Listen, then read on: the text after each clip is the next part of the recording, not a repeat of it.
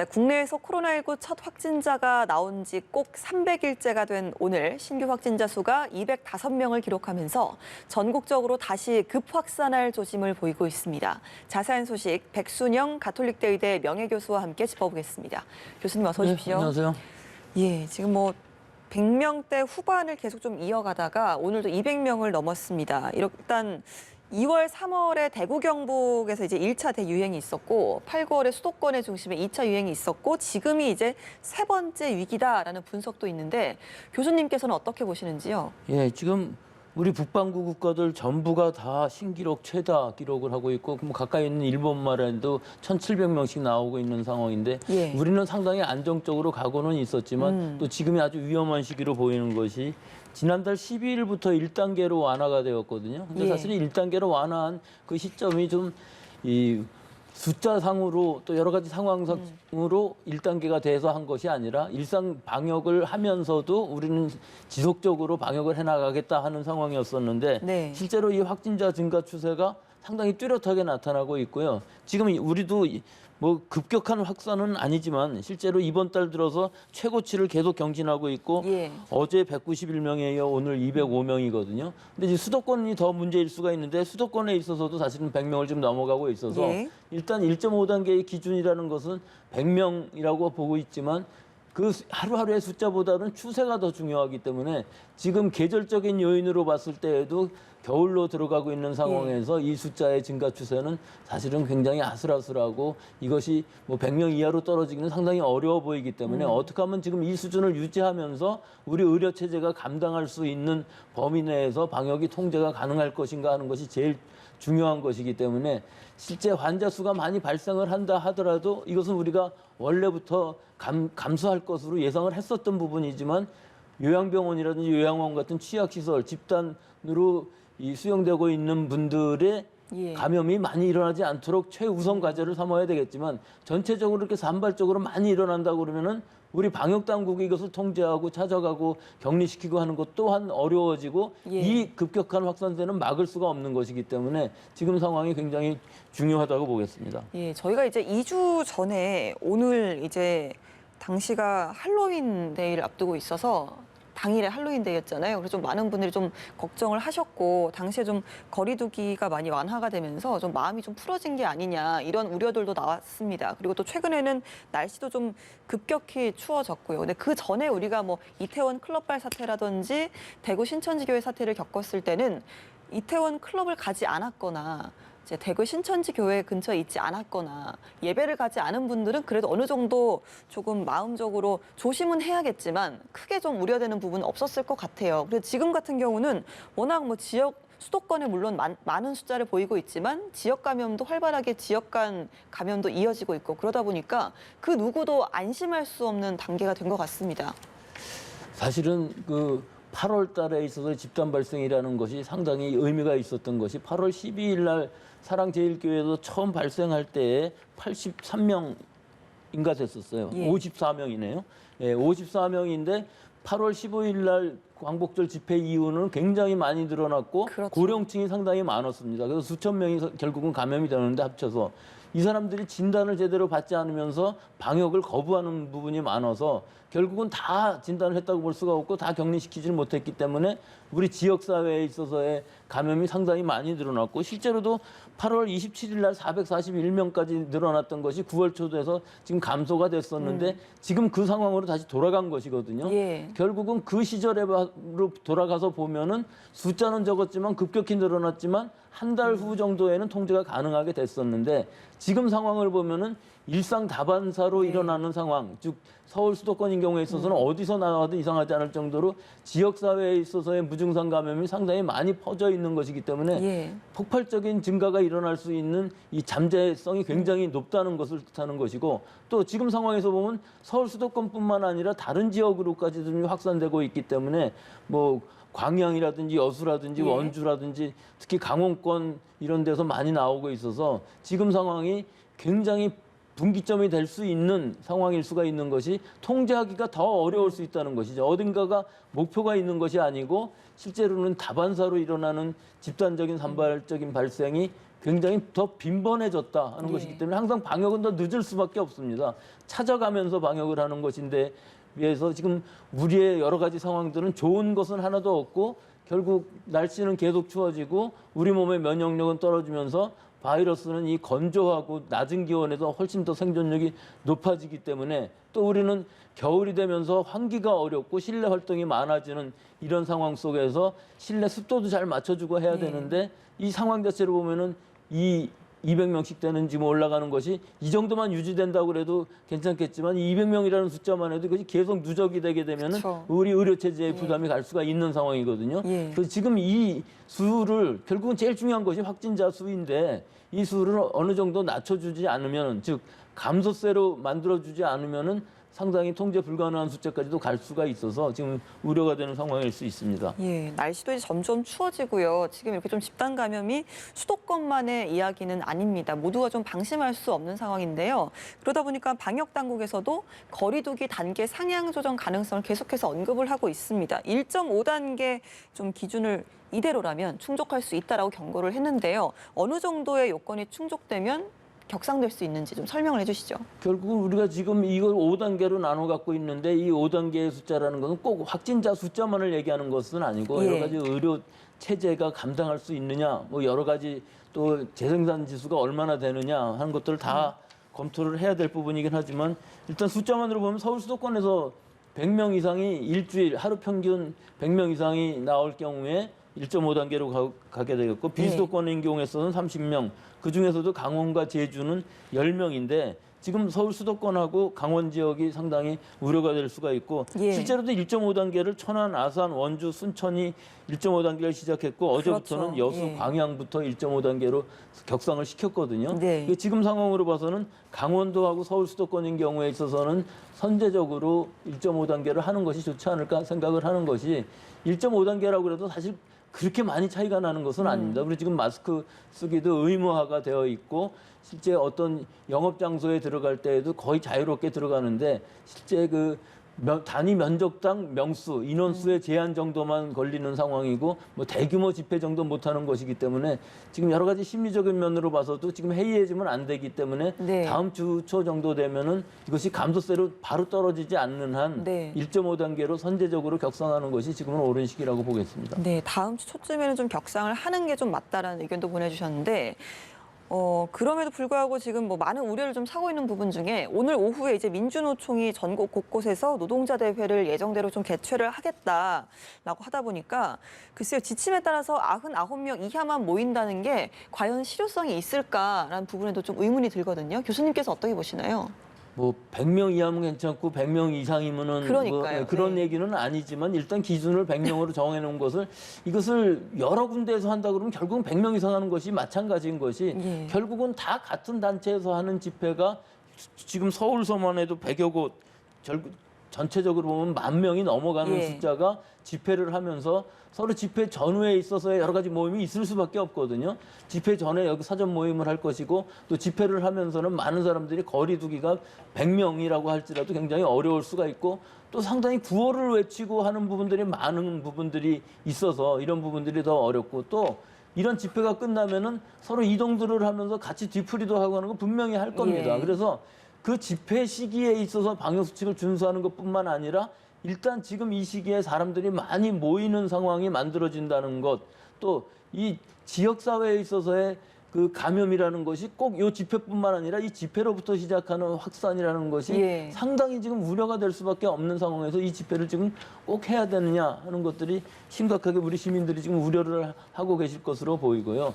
또 대규모 경찰 병력도 들어갈 수밖에 없는 상황이기 때문에 여러 가지로 봐서 뭐 8.15 집회까지는 안 되겠습니다만은 만만치 않은 상황인 것이 8.15 집회 때만 해도 우리 지금 국내 상황이 그다지 심각하지는 않은 상황에서도 대규모 폭발적인 집회가 일어남으로 해갖고서 확산이 되었는데 지금 이 상황에서 이것이 기폭제가 될 수 있는 도화선이 될 수 있는 우려가 충분히 있기 때문에 뭐 오늘 보수 뭐 이런 것들뿐만 아니라 보수 진보의 문제가 아니라 이런 집회 자체를 지금은 좀 이 자제하는 것이 좋은 시기가 아닌가 그렇게 생각합니다. 예, 이제 집회를 통해서도 분명 좀 감염됐던 기억이 있기 때문에 많은 분들 좀 우려가 큰 것 같습니다. 지역 간 전파 말씀 좀 아까 해주셨는데요. 특히나 강원 인제에서 좀 급속 확산하면서 대전에서도 확진자가 나왔습니다. 중요한 게 이제 무증상 상태에서 양성 판정을 받았다. 이 부분 아니겠습니까? 결국은 N차 감염이 일어나면 그럴 수밖에 예. 없겠죠. 인제의 3차 감염자와 접촉한 대전분이 확진이 되었기 때문에 예. 이 확진이 된 상황에서는 접촉을 했기 때문에 진단검사를 했고 증상은 없지만 일단 감염이 된 것으로 보이기 때문에 이 N차 감염이 얼마나 퍼질지를 알 수가 없는 것이 예. N차 감염이 늘어나면 늘어날수록 접촉자는 대규모로 늘어날 수밖에 없고 이분들 중에서 증상을 느끼지 못하는 사람들은 결국은 가족 내에 감염이 일어날 수밖에 없고 또 가족 내의 감염이라는 것은 직장을 가게 되면 직장, 학교 등의 지역사회 전체로 퍼지는 아주 최악의 상황이 나타날 수가 있기 때문에 가능한 한 모든 접촉한 사람들은 다 진단검사를 받는 것이 좋겠지만 사실 N차가 감염이 진행되다 보면은 예. 꼭 그렇게 되지 않는 상황들이 있어서 놓치는 사람들이 놓치는 사람들이 나타나니까요. 많이 예. 있을 수가 있어서 이분들이 지역사회에서 남으면서 젊은 분들은 증상이 나타나지 않아서 무증상이지만 이것이 좀 더 진행되다 보면은 결국은 고령자, 기저질환자들한테 감염이 됨으로 해갖고서 지역사회 확산이 중증 환자로 가게 되고 또는 요양시설, 재활시설 같은 이런 취약시설로 침투를 하게 되는 것이기 때문에 네. 결국은 전체적으로는 지역사회에 있어서의 감염 양상을 많이 낮춰줘야만 우리가 통제를 할 수가 있는 것이지 이렇게 다발적으로 지역을 넘어가면서 계속 일어나게 되면 통제하기 불가능한 상황까지도 갈 수 있다고 봅니다. 예, 이런 좀 N차 감염 중에 이제 단체 생활이라든지 밀집된 공간에서 같이 좀 활동을 하는 분들 중에 좀 확진자가 생긴다면 무엇보다 참 걱정되는 상황일 텐데요. 충남 서산에 있는 공군 제20 전투 비행단에서 확진자가 무더기로 나왔습니다. 일단은 이 군부대의 특성상 추가 확진자가 계속해서 나올 가능성도 분명히 좀 적지 않을 것 같아 보이거든요. 뭐 다행히 아직까지는 음성이라고 하는데 여기서 우리가 좀 생각해야 될 분이 얼마 전까지만 해도 모든 그 강의라든지 이런 예. 것들을 다 비대면으로 했고 회의 같은 것들도 그렇게 했었는데 일단 1단계로 완화하면서부터는 비대면이 아니라 대면으로 회의를 하고 강의도 하고 하는 것들이 많아짐으로 해갖고 결국은 사람들의 접촉이 많아져서 감염이 일어나게 되는 것인데 예. 이때 방역 수칙을 사실 철저히는 지키고 있습니다만은 그럼에도 불구하고 결국은 감염이 일어날 수밖에 예. 없는 상황이 되는 것이거든요. 그렇기 때문에 앞으로 좀 이런 그 여러 가지 대규모 강의, 즉 뭐 수십 명이 되는 강의 정도라면 특히 이 군대 같은 데에서는 많은 강의들이 상당히 많은 사람들이 모이는 강의가 되기 때문에 방역 수칙을 좀 더 철저하게 하고 거리 두기를 좀 더 잘하고 환기라든지 소독들을 좀 더 확실하게 하는 이런 방역 수칙 또는 지침 이런 것들을 잘 만들고 이것들을 잘 지키는 것이 필요한 것이 이 부대 내에 있어서는 사실은 이 간부들은 영내에서 계속 자고 있지는 않지만 같이 지내는 병사들은 사실 한번 감염이 되면은 여러 사람들이 감염될 예. 수 있는 가능성이 굉장히 높기 때문에 또 이 일단 감염이 확진자가 나왔을 때에 격리하는 것도 상당히 쉽지는 않습니다. 즉 개인 일실이 되는 상황이 없고 대부분 내무반에서 그렇죠. 생활을 하는 상황이기 때문에 이 부분에 있어서 사실은 동일 집단 격리라고 하기는 하지만 이 부분에 있어서 교체 감염이 일어날 가능성도 있어서 이런 집단 생활을 하시는 분들 부대라든지 교도소라든지 또는 요양시설이라든지 이런 데에서의 감염은 상당히 그 통제를 잘 해야만 또 방역 수칙을 잘 지키고 또 그 안에서의 더 이상의 확산이 일어나지 않게끔 하는 예. 부분이 굉장히 중요하다고 그러겠습니다. 예. 그리고 또 이제 순천해양대학교 병원 인턴 의사 한 명이 확진 판정을 받으면서 이제 인턴 등 전공의들이 무더기로 격리된 부분이 이제 뒤늦게 확인이 됐습니다. 해당 인턴이 병원에서 계속해서 좀 마스크를 착용을 하고 있었고 그래서 좀 동선이 겹치는 접촉자들은 검사에서 모두 음성이 나왔다고 하는데요. 그래도 아무래도 좀 병원에서 이렇게 좀 확진자가 나왔다고 하니까 우려스러운 건 사실인 것 같아요. 병원이 제일 위험한 것이 이 의사 선생님들 또는 의료진들이 감염이 되게 되면 의료 공백이 일어날 수 있는 상황이거든요. 더구나 지금 인턴 선생님인 경우에 있어서는 계속 24시간 거의 의국에서 생활을 하기 예. 때문에 접촉 부분이 굉장히 많아요. 근데 다행히 지금 대부분 접촉자들은 음성으로 나왔다고 하지만 사실은 전공의 선생님들하고 또 이 인턴 선생님들하고 전부 같이 접촉하는 부분들이 많기 때문에 아무리 마스크를 잘 쓰고 해도 감염이 될 수가 있는데 의사 선생님들이기 때문에 그 여러 가지 위생 수칙이라든지 원내 감염 관리 같은 것들은 잘 하실 줄로 죄송합니다. 믿겠습니다만은 예. 역시 원내 감염이라는 것은 환자들을 보는 상황들이면서 또 인턴 선생님들은 굉장히 바쁘시거든요. 또 여러 과를 다 왔다 갔다 하면서 연락도 하시는 것들도 예. 인턴 선생님들이기 때문에 좀 더 확실하게 접촉자들을 잘 찾아내고 또 이 안에서 더 이상의 환자가 나오지 않게끔 잘 추적을 해야 될 것으로 봅니다. 예, 이렇게 좀 그래도 다행히 이제 마스크를 착용을 하고 있고 개인 방역 수칙을 잘 지키셨기 때문에 아직까지는 좀 접촉자들이 음성 판정을 받았다라는 얘기가 나오는데 저희가 이제 마스크 착용 의무화가 계속 시행이 되고 있잖아요. 본격적으로 시행이 되면서 많은 분들이 좀 의문을 가지는 부분이 이제 마스크를 착용만 하는데 어떤 마스크를 사용을 하느냐 이 부분에 대해서 참 많은 의문을 가지시더라고요. 요즘 뭐 면이라든지 좀 간편하고 그런 좀 가벼운 마스크를 선호를 하시니까 과연 그런 부분이 그 마스크를 착용을 하는 것이 원천적으로 감염이 이제 차단이 될 수 있느냐 이 부분은 좀 어떻게 생각하세요? 일단 마스크를 쓰는 것은 네. 좋습니다. 최대한 방어를 하기 위해서는 KF 예. 마스크를 보건 마스크를 써야겠지만 비말 마스크라든지 또는 덴탈 마스크라든지 일회용 마스크 하다못해 면 마스크라도 안 네. 쓰는 것보다는 훨씬 더 낫겠죠. 하지만 망사 마스크라든지 밸브가 달린 마스크 같은 거, 스카프 같은 것들은 인정을 안 하고 있는 상황인데 마스크의 지금 장점이라고 하면은 이것은 백신이라고 할 수가 있습니다. 네. 지금 아직까지 확실한 백신이 뭐 파이저 거 물론 나왔습니다만 우리가 접종받을 수 있는 시기가 아니기 때문에 올 겨울에는 마스크 쓰기하고 손 씻기를 하는 것이 제일 중요한 것인데 마스크의 장점을 한 가지만 더 말씀을 드리자면은 외국의 연구들에서 보면은 마스크를 쓰고 있으면서 감염이 되었을 경우 무증상으로 끝나는 것 정도가 아니라 내 몸에 면역이 생기기 때문에 백신의 효과를 얻을 수가 있어요. 네. 이건 무슨 의미냐 하면은 바이러스 양이 어느 정도 돼야 우리 몸에 증상을 나타내고 질병이 되는 것인데 아주 적은 양이 반복적으로 들어올 경우에는 우리 면역 시스템들이 그 항체를 만들면서